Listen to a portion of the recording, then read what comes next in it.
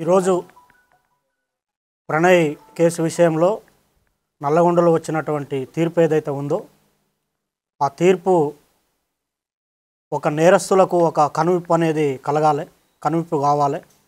ఎందుకంటే మా బాబు ప్రణయ్ హత్య జరిగినప్పుడు ఇదే చివరి హత్య జరగాలని చెప్పి జస్టిస్ ఫర్ ప్రణయ్ అని చెప్పి చాలా మేము పోరాటం చేశాము. కానీ ఆ హత్య తర్వాత కూడా చాలా హత్యలు జరగటం అనేది జరిగింది.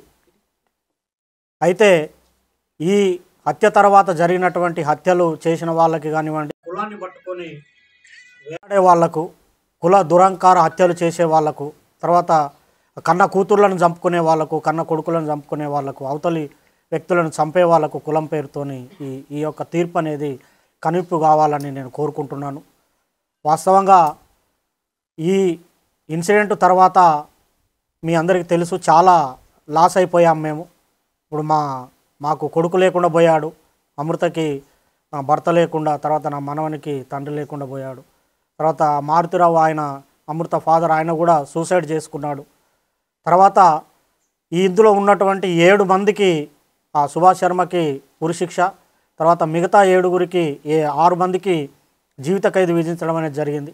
వారి కుటుంబాలు కూడా బాధపడుతూ ఉంటాయి. కాబట్టి ఎవరైతే ఈ సుపారీలు తీసుకొని హత్యలు చేసే వాళ్ళకి ఇది ఒక కనువిప్పు కావాలి. ఏదన్నా ఉంటే మాట్లాడుకోవటం కానివ్వండి, సమస్య పరిష్కారానికి సామరస్యంగా చేసుకోవాలి తప్ప మేనేజ్ చేయొచ్చులే, వాళ్ళకి అంతో ఇంతో డబ్బులు ఇవ్వచ్చులే, మేనేజ్ చేయొచ్చులే అని చెప్పి చంపడం అనేది కరెక్ట్ కాదు. ఈ కేసు విషయంలో మమ్మల్ని కూడా అనేక రకమైనటువంటి ప్రలోభాలు పెట్టినప్పటికి కూడా మేము ఎక్కడ లొంగకుండా న్యాయం జరగాలి, ఈ హత్యతోని మిగతా కుల హత్యలు ఆగిపోవాలని చెప్పి మేము పోరాటం అనేది చేయటం జరిగింది. 6.5 సంవత్సరాలు మేము ఎదురు చూసాము న్యాయం కోసం, మేము సాక్ష్యం చెప్పి. ఇందులో ముఖ్యమైనటువంటి పాత్ర పోషించినటువంటి అప్పటి డిఎస్పి శ్రీనివాస్ గారికి ప్రత్యేకమైన కృతజ్ఞతలు ఈ సందర్భంగా తెలియజేస్తూ ఉన్నాను. ఎందుకంటే సారు ఐఓగా చాలా గొప్పగా ఆ కేసును పకడ్బందీగా, చాలామంది మమ్మల్ని అన్నారు ఎందుకు కేసు లేట్ అవుతుంది, ఛార్జ్షీట్ లేట్ అవుతుంది, ఏదో జరుగుతుందని. కానీ సార్ మీద మేము నమ్మకం పెట్టుకొని ఉండటం వల్ల లేట్ అయినప్పటికి కూడా ఒక పకడ్బందీ 200 పేజీల ఛార్జ్షీటు, దాదాపు 100 మంది సాక్షులను పెట్టి ఛార్జ్షీట్ వేసి గట్టిగా కేసును పకడ్బందీగా చేశారు. తర్వాత దానికి సహకరించినటువంటి ఎస్పీ రంగనాథ్ గారికి కూడా ఈ సందర్భంగా ప్రత్యేకమైన కృతజ్ఞతలు తెలియజేస్తూ ఉన్నాను.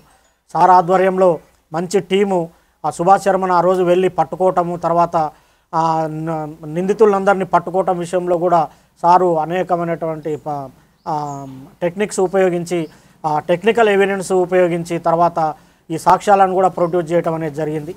అందులో ఇంకొకటి ముఖ్యమైన విషయం ఏంటంటే ఈ కేసుకు వాదించినటువంటి అడ్వకేటు దర్శనం నరసింహ గారు చాలా గొప్ప వ్యక్తి ఆయన.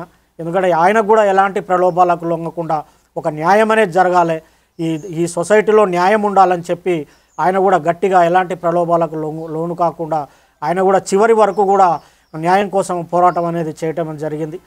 చివరికి ఈరోజు వచ్చినటువంటి తీర్పుతోని న్యాయం అనేది జరిగింది.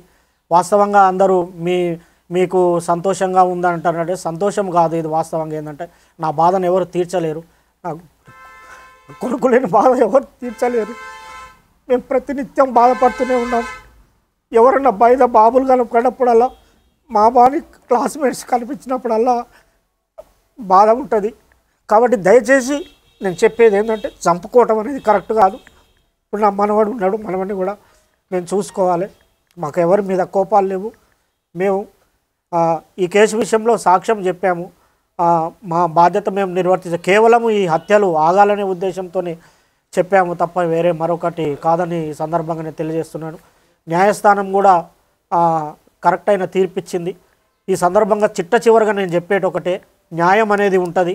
పోలీసులు కానివ్వండి, చట్టం కానివ్వండి, న్యాయమూర్తులు కానివ్వండి, న్యాయవాదులు కానివ్వండి ప్రలోభాలకు లొంగుకారు.